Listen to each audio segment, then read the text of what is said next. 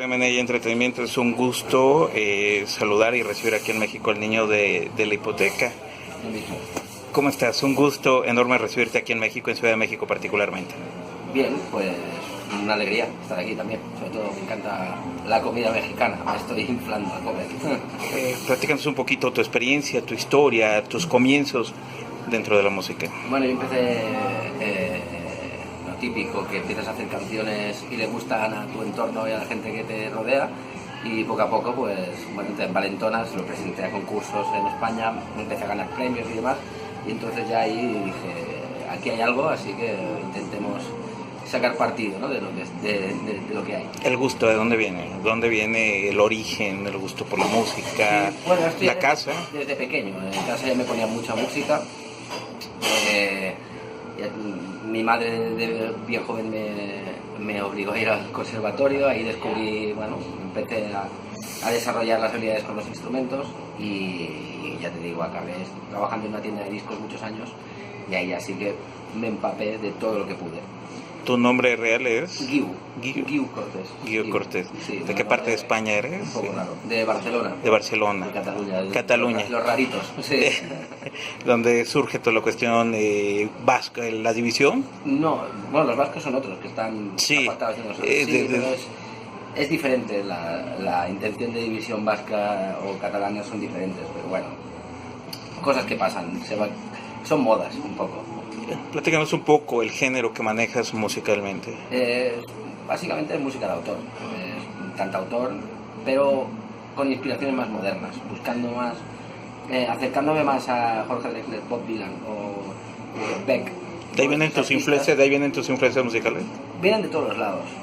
Me gusta desde Rage Against the Machine, System of a Down, el heavy metal, me gusta el hip hop y me gusta mucho Silvio Rodríguez o Joan Sebastián, ¿sabes? O sea, cualquier estilo tiene algo en el cual te puedas empapar. ¿Qué proyectos? ¿Cuáles son las letras? ¿Qué es lo que trasciende más en tu música? Pues yo mismo, o sea, lo que yo siento, lo que yo vivo, es lo que intento plasmar de alguna forma que llame la atención y que pueda rascar alguna cosa en los sentimientos de las demás personas. Pero... Un cantautor de trova, de banqueta, de garage, ¿cómo esa sinergia que hay, tus comienzos, cómo se dan?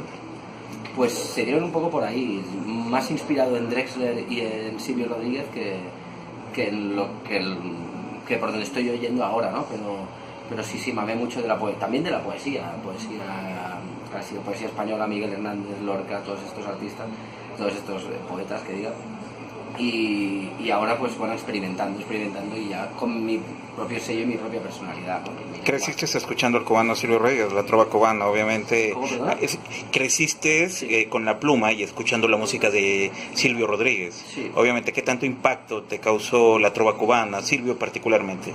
Pues sobre todo Silvio, porque la trova tampoco lo he seguido tanto. Siempre he sido más de nombres que no de corrientes artísticas, que de agrupaciones, ¿no? O sea, siempre muy de Silvio, muy de Serrat, muy de Sabina, muy de Drexler, de Kevin Johansen, de todo el mundo, artistas como cantautor de Barcelona, que nos gusta mucho el mezclar, el mestizaje y lo ecléctico.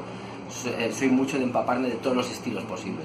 De esta introspección que hay, ¿cómo nos puedes hablar lo que acontece en España?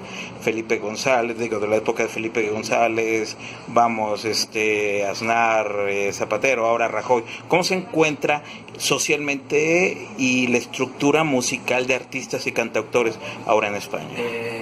Políticamente se ha aflojado mucho. En la época franquista y en las épocas donde realmente había mucho que reivindicar, es cuando más explotó la canción protesta. En el franquismo, totalmente. Sí, es cuando tenían que irse a Francia a cantar tenían que emigrar, Serrat, todos estos, Sabina, todos estos tenían que emigrar y se hicieron fuertes fuera de España, porque ahí no se podía, estaba prohibido. Y es cuando más afloró la canción protesta, ¿no? Pero bueno, ahora, teniendo tantas vías como las redes sociales y demás, es más fácil viralizar la crítica social por ahí, ¿no? La crítica sobre todo política. En las canciones sigue habiendo una línea cultural que va por ahí un poco, pero no tanto. Atacar a una persona en concreto, a un político en concreto, puede llegar a ser panfletario un poquito cuando haces una canción, ¿no? Ahora ya no es esa lucha. O sea, ahora todos vivimos, a pesar de los matices, a pesar de los políticos que nos roban, a pesar de todo eso, no vivimos con un cañón en la cabeza, ¿no? Entonces la lucha es diferente y la crítica es diferente. Y es más efectivo trabajarlo, por ejemplo, en redes sociales que en canciones. Ahora bien, llegas a un país que socialmente hay un hueco inmerso socialmente, políticamente, como es México. ¿Cómo se da esa comunión de llegar? Que por cierto te estarás presentando el 19 de noviembre en el Bajo Circuito también. Sí. Y el 18 en Guadalajara. Por si o sea, de por ahí. Claro. Hombre, vas con mucho cuidado porque bueno, a lo poco que platicas un poco, que cotorreas un poco con la gente, ya te das cuenta de las diferencias que hay entre un país y otro. Claro. Y vas con mucha precaución. Yo, por ejemplo, puedo hacer bromas sobre religión tranquilamente en España, que gente creyente me las va a reír y no se va a ofender, pero aquí igual no sé qué tipo de sensibilidad tendrán a que yo pueda hacer bromas religiosas o no. Entonces, todo el lenguaje, todo el tipo de canciones que haga, pues tengo que ir con cuidado con la cultura del lugar, para saber transmitir lo mío, pero sabiéndome adaptar a lo que hay aquí y sabiendo respetar las diferencias culturales que hay. ¿Cómo se da esta comunión de llegar al Bajo Circuito? ¿Qué presentarás este sábado? Como es la primera vez que vengo, es sábado, ¿no? Si no me equivoco. Sí. Como es la primera vez que vengo, básicamente haré un recorrido por toda la carrera que ya llevo. Y tocaré canciones de las primeras que hice, de las últimas, de las del medio. Usaré todos los recursos, incluso incitaré a la gente que si quiere pedir algunas canciones, más que centrarme en presentar algo, en lo último que estoy sacando, me centraré en presentar toda mi carrera, ¿no? Resumida, que es que aquí nadie de México me ha visto aún en directo. Serás acompañado por una agrupación muy subgénero, muy especial, seguro el Taco Bambú. Si no me... ¿Sí? ¿Ya los has escuchado? No, me han dicho que... no, son buenísimos. Sí. Digo, yo te digo, son espectaculares, una iconía musical del manejo vocal. Vamos, para un buen músico y buen cantautor yo creo que no hay mejor complemento, sin duda. Algo surgirá seguramente entre ellos. Traen un misticismo muy especial, te lo dejo ahí. Seguro. Será una noche espectacular, seguramente nos van a invitar, ¿verdad? Espero, no sé. O sea, seguramente. sí. Perdón, digo, por si no da. Yo no manejo las taquillas. No. ¿Qué conoces de México? Cultural, musical, las raíces son muy similares. Sí. La cultura es muy peculiar, ¿no? Tengo muchos amigos mexicanos en Barcelona y ya el lenguaje es algo que tengo por la mano y me han hablado de muchas cosas y me han hablado del peyote y de estas cosas que son típicas de aquí, ¿no? Pero con el poco tiempo que llevo sí que veo mucha diferencia cultural, musical, no solo respecto a España, sino al resto de países latinoamericanos. O sea, veo mucha diferencia entre Argentina y México, por ejemplo, que la música argentina sí que la tengo mucho más escuchada y trabajada, y veo que me queda mucho por conocer, sobre todo de lo que es el folclore de aquí, que se queda allá solo llega el mariachi y el cantante melódico tipo Cristian Castro, pero veo que aquí hay muchísimo más que no se ha exportado mucho y tengo curiosidad por meterlo. Tal vez claro, sí, tal vez Julieta, Lila Downs, que se escucha mucho. Sí, un artista con mucha Julieta identidad, con mucho origen. Pero ¿qué te gusta a ti? ¿Qué has podido palpar y escuchar de México? No, ya como te he dicho antes, Joan Sebastián, la que en este momento ya falleció, obviamente. La del barrio, Juan Gabriel, todo lo que es los anales un poco el origen de la música popular de ahora viene de ahí, ¿no? Y de aquí, de México. Igual que todo lo que se hizo en esos años, en los 60, 70, era muy rico y es lo poco que conozco y lo que me gusta. También me gusta mucho Molotov, por ejemplo, que era el típico grupo que escuchaba de joven, que se hizo muy famoso en España y la verdad es que me gusta muchísimo y me atrae en esa cultura mexicana, pero me queda mucho por explorar y tengo ganas de esto. Tus letras, ¿hacia dónde van? ¿Qué definición podríamos ir? izquierda, centro, neutral, simplemente el gusto por crear música, pero las letras tienen una peculiaridad. ¿Cuál es? Las mías, yo intento buscar la sencillez en la palabra, aunque busco la dificultad también en la imagen metafórica o la imagen poética. Es decir, me gusta que la gente no tenga que abrir un diccionario para saber. Claro, aquí en México igual sí que sucede que habrá palabras que no se entienden Claro. en el castellano y viceversa, ¿no? Pero por lo menos yo compongo en el español de castellano e intento eso, que las palabras no sean palabras que haya que buscar en un diccionario, pero sí que intento que con las palabras que uso crear imágenes que sean muy sugerentes, ¿no? O sea, usar palabras, piel, cara, ¿sabes? Y combinarlas de tal forma que la imagen sea muy poderosa. Eso es lo que más me define, ¿no? Tengo dos preguntas antes de darle por concluida la entrevista. ¿Qué acontece en España actualmente con el joven que, digo, franquismo, y cómo ha ido cambiando la evolución del Partido Socialista a la actualidad, a lo que acontece en América Latina? ¿Qué tan estás informado de lo que aconteció en Chile, por ejemplo, Cuba, que obviamente con Concilio, México, en donde el estudiante tenía como que una identidad y una lucha social, era una constante totalmente en los 80s, 90s, actualmente se ha apagado? En España era una constante en los 70, Sí.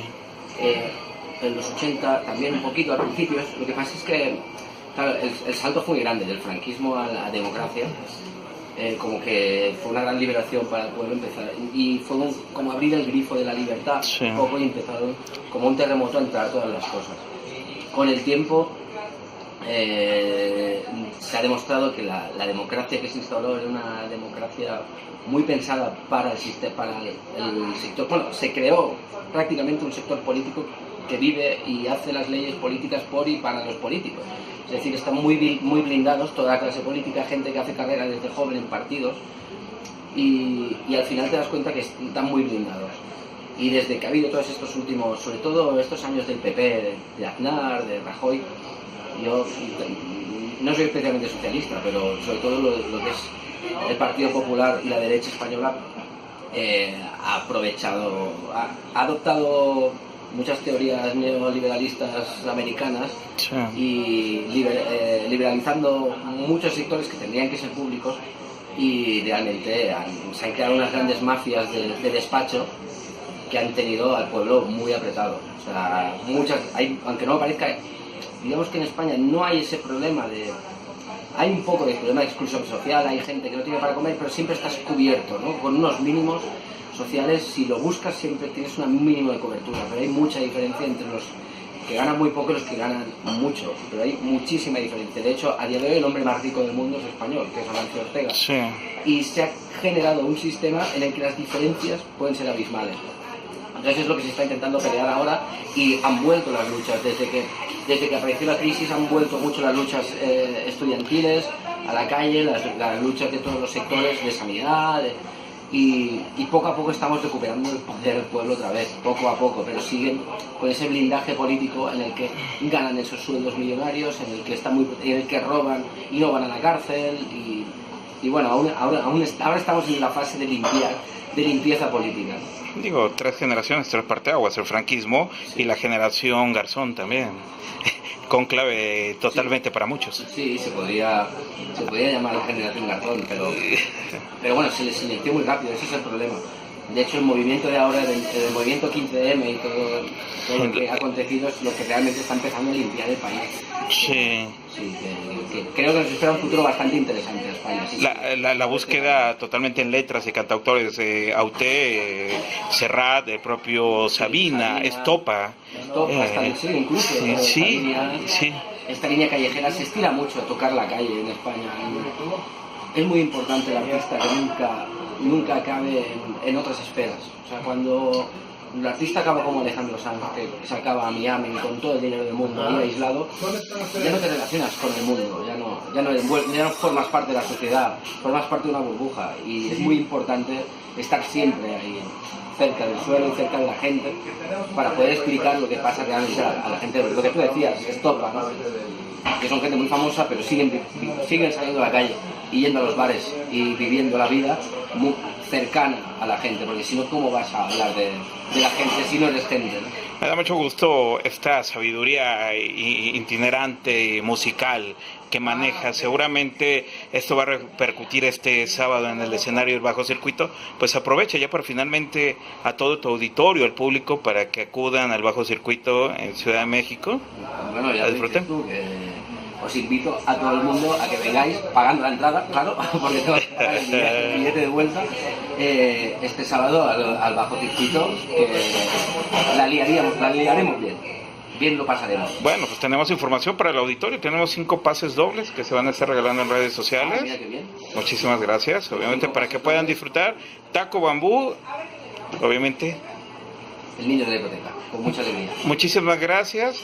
¿Habrá oportunidad o al final? Sí, no. No, por tiempo. Ok.